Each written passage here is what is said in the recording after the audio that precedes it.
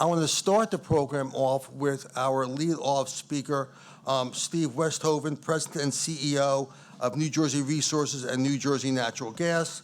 Mr. Westhoven joined New Jersey Natural Gas in November 1990.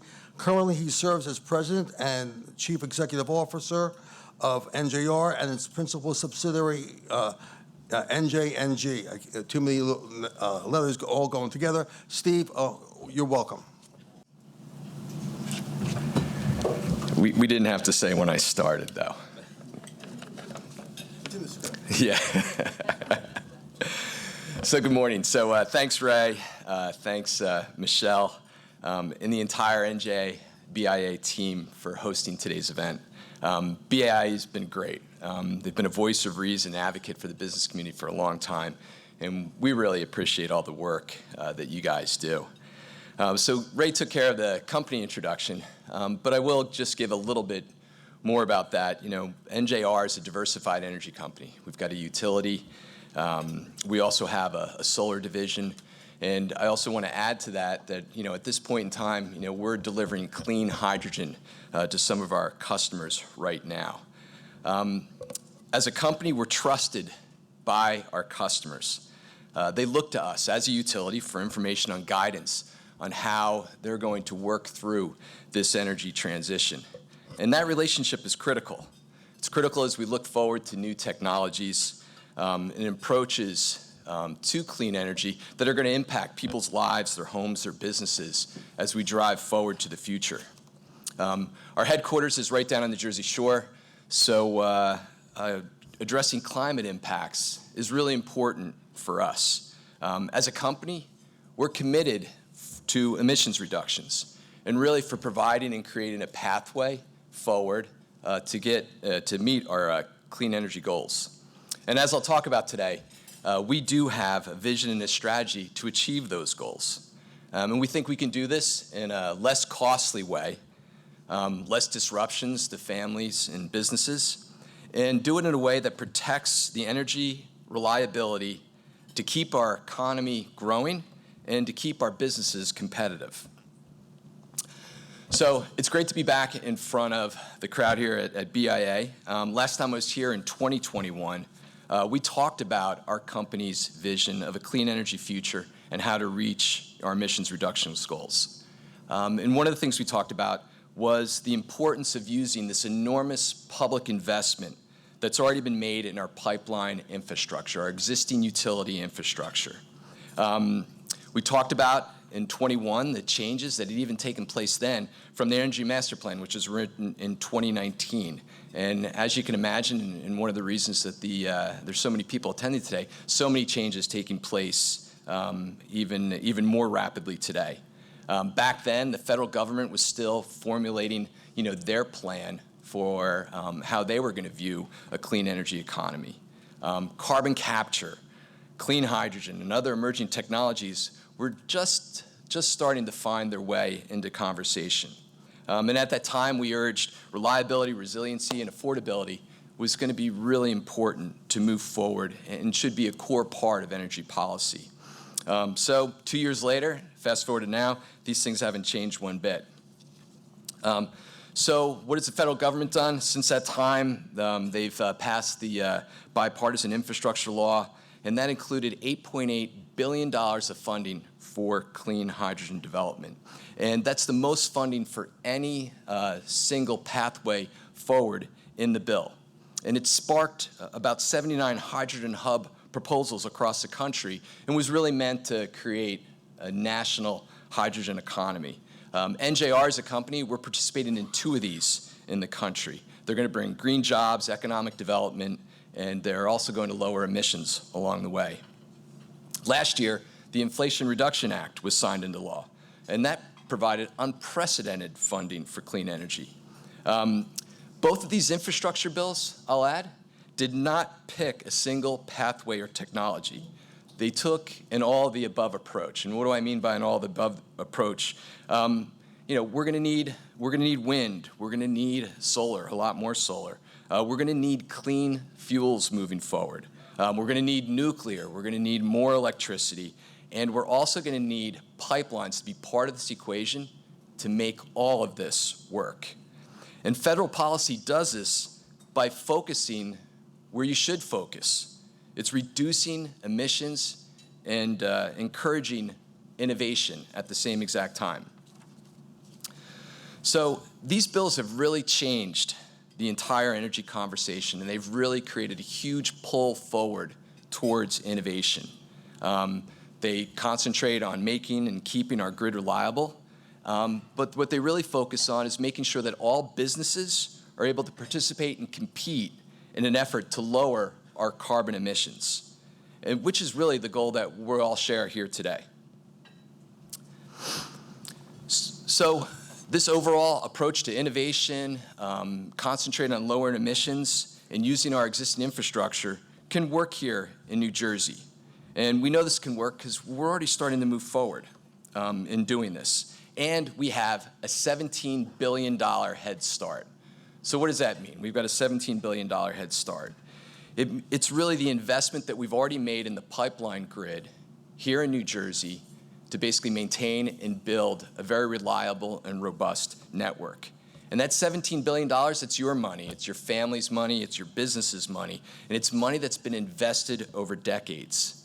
So I would imagine that if any one of us made a $17 billion investment, that you wouldn't walk away from that $17 billion investment. You'd want to be able to use that going forward. You're not going to discard it. I'd say that you've got an obligation to use it going forward, and that's exactly what we're going to do. So let's talk a little bit more about the $17 billion investment. The $17 billion investment is the pipeline network that supplies energy to 75% of New Jersey residents. What that means is you got 35,000 miles of pipeline system in the state of New Jersey, more than any other state and at a higher customer penetration rate than any other state in the Northeast. This pipeline system, it serves 1,500 critical infrastructure facilities in New Jersey Natural Gas's territory alone. So you can imagine it's much larger as you go throughout the rest of the state. And these critical facilities use pipeline energy as their primary energy and also as backup energy, 24/7, 365 days a year. So why is that important? This is your hospitals. This is your nursing homes. These are your schools, your firehouses, EMS, police stations, water treatment facilities, and your military bases, all served on a year-round basis. But it's what our pipelines do on the coldest days of the years that's really important. So on those cold days, nearly 7 million residents in the state of New Jersey are getting the heat that they need to stay warm.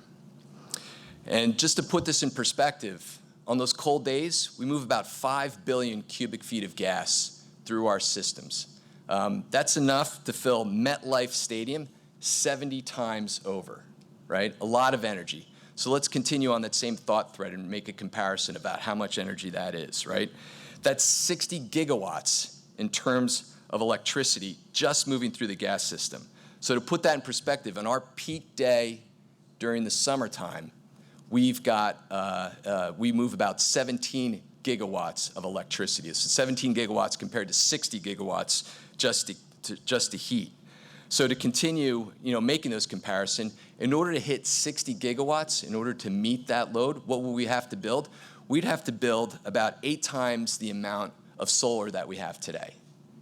We'd have to build 8 times more wind than we have projected to be built in 2030, or we'd have to build 47 Oyster Creek-sized nuclear facilities to meet 70 gigawatts of energy. So it's an incredible amount of energy. The energy density going through the pipeline is an incredible amount to be able to serve the load that we need on our coldest days.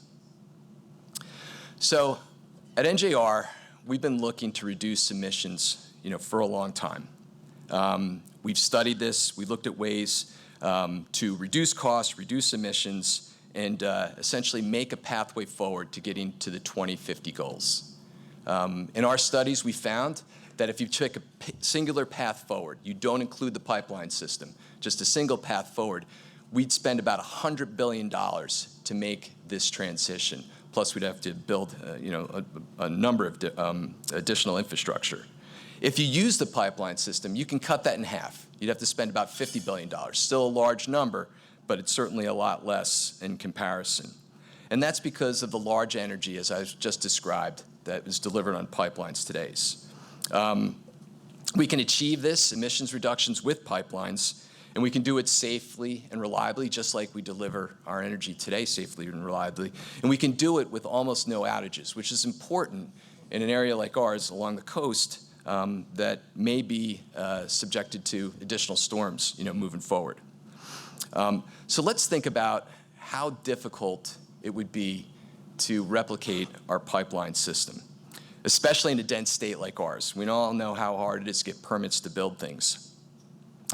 There's simply no way that you could build a system to deliver that same amount of energy for the $17 billion that I just described. So the question we have to ask in trying to reach our 2050 goals is, can we think bigger about how we're going to use our infrastructure going forward? And that's really the foundation of the view that I want to share today. We have an electric system, we've got a pipeline system, and they work together to serve the energy needs of our state. And we need both of those systems to reach our goals. We're already building renewables to put clean electrons on the electric grid. So the question I ask is, why don't we have the same commitment to put renewable energy, clean fuels, into our pipeline system and use all the assets we have in order to lower emissions? So let's talk about now moving from the vision of what I described to actual strategy of what we're doing. How are we going to get this done? Is there a credible and realistic plan to reduce emissions from the pipeline network? I can say without a doubt there definitely is, and we've been working on it for quite some time. And this is what it looks like. Every one of the solutions that you see up here is available today. And taken together, they can be part of a broader solution to lower emissions significantly by 2050. So let's start with the biggest question, the clean fuel component of this. There's a new generation of clean fuels. We've got renewable energy sources that are delivered through the existing pipeline infrastructure. These allow us to replace our traditional fossil gas that we deliver today. And they allow us to use our pipeline assets to reduce emissions. They're clean fuels. It's renewable natural gas. It's hydrogen. It's synthetic methane. Some things that people haven't even really talked about until now. Renewable natural gas, it comes from existing sources that emit biogas. It's your wastewater treatment facilities, it's your landfills. You clean up that gas and you put it through the pipeline, burns the same as natural gas, and essentially has a lot lower carbon intensity associated with it. Clean hydrogen can also replace fossil fuels. As I mentioned before, the federal government has put a lot of money towards reducing the price of clean hydrogen and really driving a hydrogen economy. The goal is to make it clean and cost competitive with traditional fossil fuels. And it can be used across the economy, right? Transportation, industry, aviation, there's a lot of other benefits for driving forward with clean hydrogen. And with clean hydrogen, your pipeline infrastructure is going to be critical to be able to transport it and deliver it. As we scale up the renewable fuels, we can also capture carbon emissions from the systems. So typically, historically, when we talked about carbon capture, it was always on a big manufacturing facility or a power plant. But the technology has evolved to the point that you can use these systems for small and medium businesses. In fact, we're going to do it very soon at our Monmouth County headquarters. It's placing a unit, it's about size of about 2 refrigerators. And what it does, it essentially pulls the carbon from the flue gas, and what you're able to do is drop that out as a solid. So you reduce the carbon emissions of essentially the fuel that you use. And this is really going to empower businesses, right? What you're going to be able to do is, businesses that are small, that don't have a practical way forward, can essentially keep their same boiler, but still are able to reduce the emissions, going forward. And finally, energy efficiency. This is one that all the utilities are going to lean into, and it's really the blocking and tackling of emissions reductions. And that's weatherization, it's insulation, it's sealing homes and businesses to make them a little bit tighter. It's replacing low efficiency equipment with much higher efficiency equipment. And it's really one of the easiest and cheapest ways that we can reduce emissions. And there's innovation happening in this space too. There's been breakthroughs with highly efficient, gas heat pumps, hybrid home technology. What essentially that is, when you have a hybrid car, you've got the ability to burn gasoline, you've got the ability to run on electric as well. A hybrid home works very similarly. Use the best of both worlds in that technology. And these advancements, they reduce energy usage, they lower emissions, and they've got the benefit of being a lot less disruptive to customers. Again, every single one of these technologies is available today. It makes our plan realistic, it makes it achievable, and it speaks to the open pathway approach that's important to reach the 2050 goals. New technology and innovation will develop in ways that we can't even predict today. We know that's going to be absolutely certain. And it's going to make this journey much more affordable. This innovation is going to make the journey much more affordable. So we can leverage the existing pipeline infrastructure we have today. We can begin this journey going forward, and then we've got the ability to allow innovation to take place as well. So we've got a lot of opportunity that's in front of us. If we want to get this done, we've got to be practical. It has to work in the way that people live their lives and they run their businesses. The clean energy options need to be flexible enough to meet your needs and fit your plans. And they've got to be affordable enough that people actually choose them. Expensive mandates aren't going to work. If you switch a family right now over to all-electric heat pump, it's going to cost them about $15,000 over the term use of that heat pump. Incentives can help that equation, but when you got 3 million homes and you've got another 250,000 businesses, that's $40 billion that has to close the gap between what it would cost if they'd use their traditional equipment to switching over. And that money's got to come from somewhere. It's got to come from ratepayers. It's got to come from taxpayers. And I can tell you, as running a utility, we think about costs for our customers every single day. Every single day we think about that. And I think, New Jersey's a high-cost living state. 39% of New Jerseyans are struggling to keep up with their energy bills. So we need to look at that. We need to be sensitive to that. It's our job to keep costs down wherever we can and to make this transition as affordable as possible as we move forward.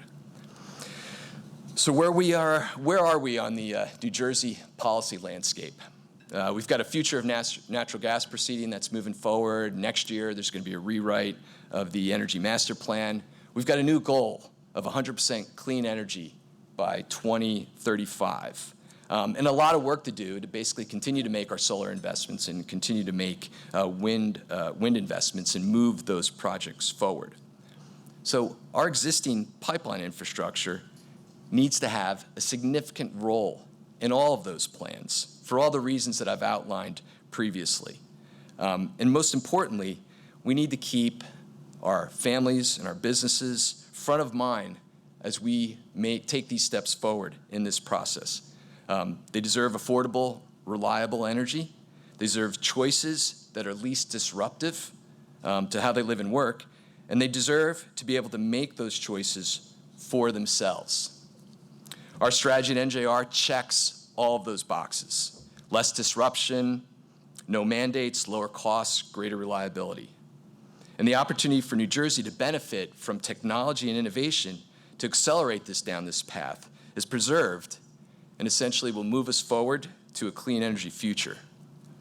So with that, thank you for your time and attention this morning, and thanks again to Michelle and Ray and the BIA team.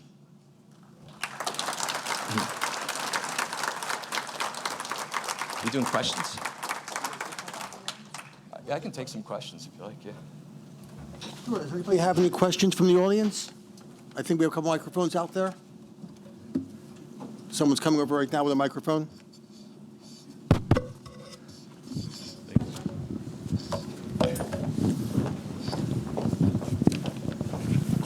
What is your Upendichu former assemblyman, former commissioner? Yeah, sure. What is your definition of renewable fuels, and what are the renewable natural gas and things like that? What is your definition? Do you have adequate supply of biogas in New Jersey? So you know that New Jersey's got no shortage of landfills, unfortunately, and you're able to mine the gas from those landfills, which it's a significant amount. In our service territory alone, it's about approaching about 10% of our customer usage, right? So you've got a renewable fuel in that. Clean hydrogen, from the hydrogen shot that was in the legislation that I just talked about, they're going to drive prices down to about $1 a kilogram, which is about $8 per MMBTU. If achieving those pricing, it becomes parity with natural gas, and then the amount is going to be quite large that you'd be able to deliver into your system.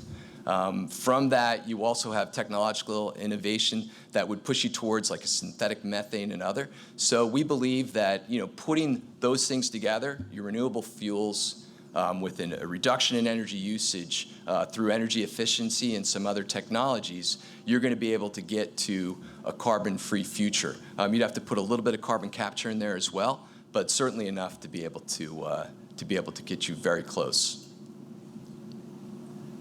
Steve, if you don't mind, I'm going to take the liberty of asking Sure. the next question. So you laid out a vision for an affordable, a practical energy future that helps us get to net zero by 2050.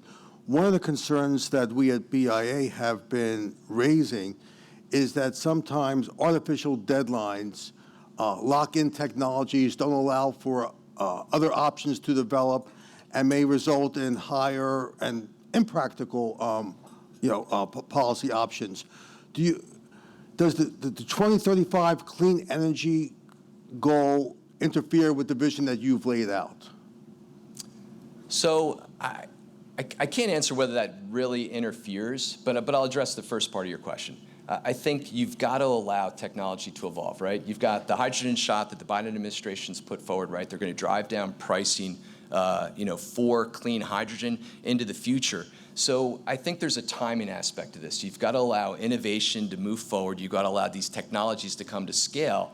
And in that, you're balancing essentially a lower emissions, your drive going forward with customer costs associated at the same time. So I think there's a cadence that's very important to this. You've got to allow this innovation to take place, these technologies to scale, and then you can get there by this point in time. If you force it too quickly, I think before the technologies come in, then it could be very, very expensive. And certainly we're advocating for essentially balancing that equation.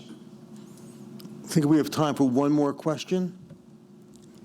Hi, Marty Rothfelder here. You talk about net zero by 2050.